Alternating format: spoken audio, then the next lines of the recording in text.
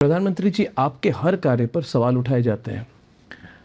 एक अभी आपने भगवान श्री राम की बात कही, वैसे हमारे संविधान में भी राम राज्य का एक चित्र है। वहाँ पे राम सीता लक्ष्मण का चित्र है। नंदलाल बोस जी ने शायद वो चित्र बनाई है।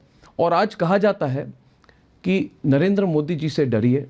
अगर नरेंद्र मोदी जी तीसरी बार प्रधानमंत्री बनेंगे, ये 400 पार क्यों चाहते हैं, इनकी मंशा क्या है? और ये कही जा रही है, इसमें बहुत सीधी तरह से आपसे पूछ रहा हूँ, कही जा रही है कि अगर इस बार प्रधानमंत्री बने और भी ज़्यादा ताकतवर प्रधानमंत्री बने तो इस संविधान को बदल देंगे।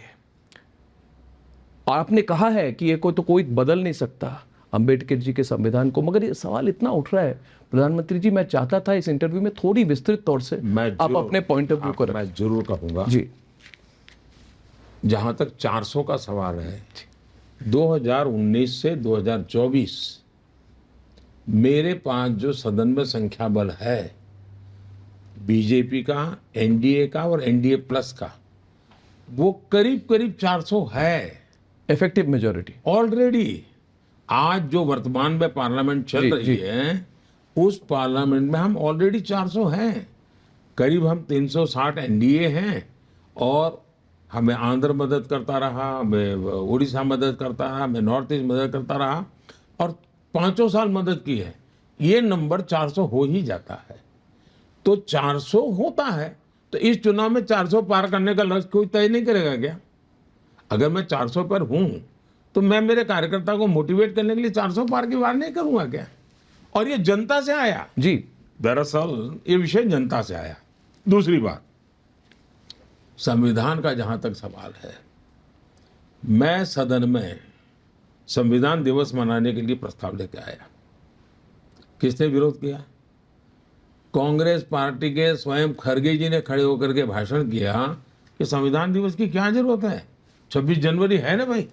अरे मैंने कहा भाई, संविधान के प्रति देश के लोगों की श्रद्धा बनाने के लिए, जैसे आज भी रामायण महाभारत के कथा कीर्तन होते हैं, हर पीढ़ी को वो ट्रांसमिट होता जाता है, संविधान को भी उसी भाव से, हमें श्रद्धा भाव से लोगों को देखने की आदत डालनी चाहिए। मेरे लिए संविधान वो चीज़ है। जब 60 साल हुए थे संविधान के, तब मैंने भारत सरकार को कहा था कि हमें संविधान का बहुत बड़ा महोत्सव मनाना चाहिए। भारत सरकार ने कुछ किया नहीं।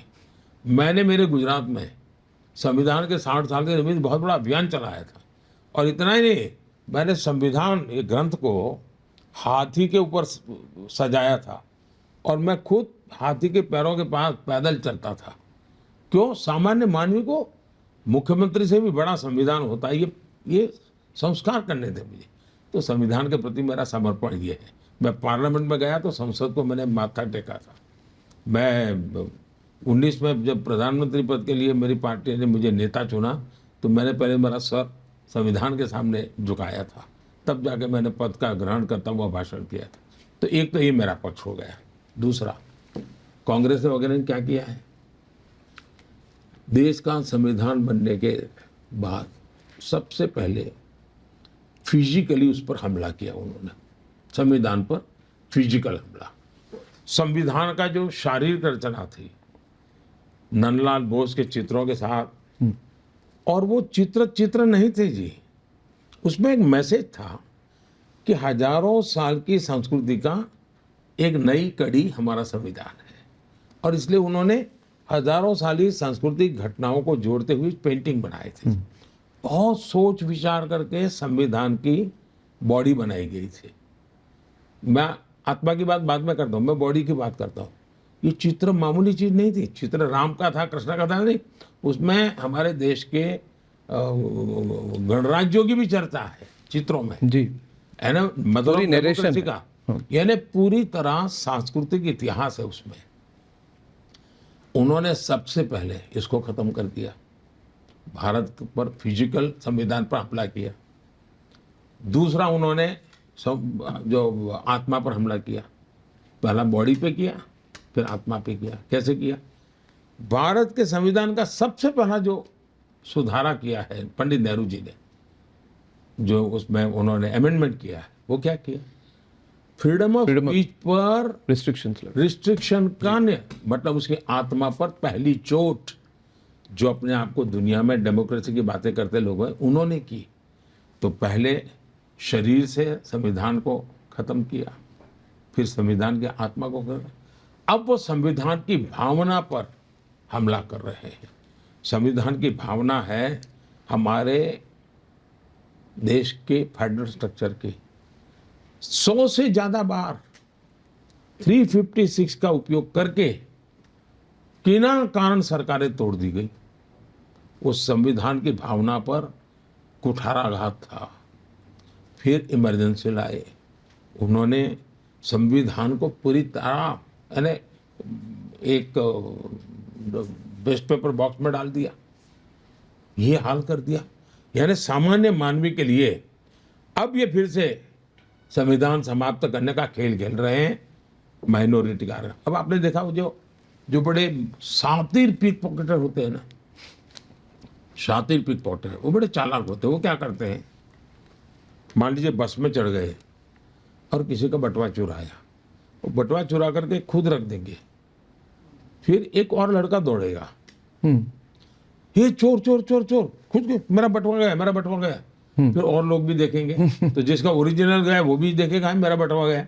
और फिर एक दौड़ता है, जिसने चुराया है वो तो यहाँ खड़ा है, साथ में ही खड़ा है, चिल्ला रहा है चोरा है चोरा है।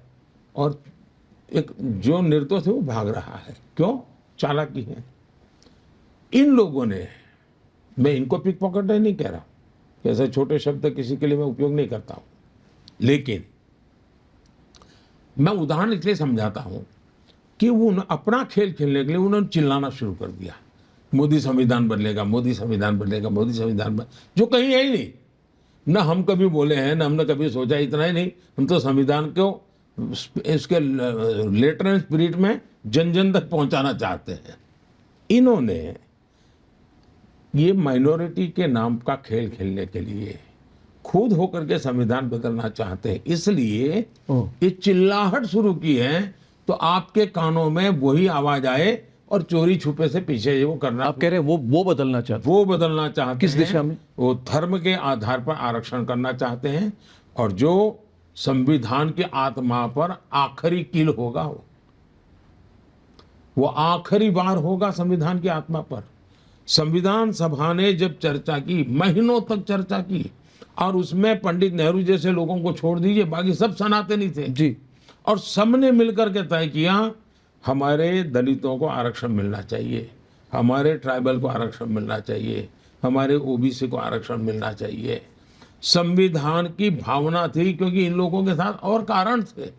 जबकि विचार हुआ, गंभीरता से हुआ, धर्म के आधार पर आरक्षण हमारे देश में नहीं दे सकते। धर्म के आधार पर देश बन चुका था एक जी।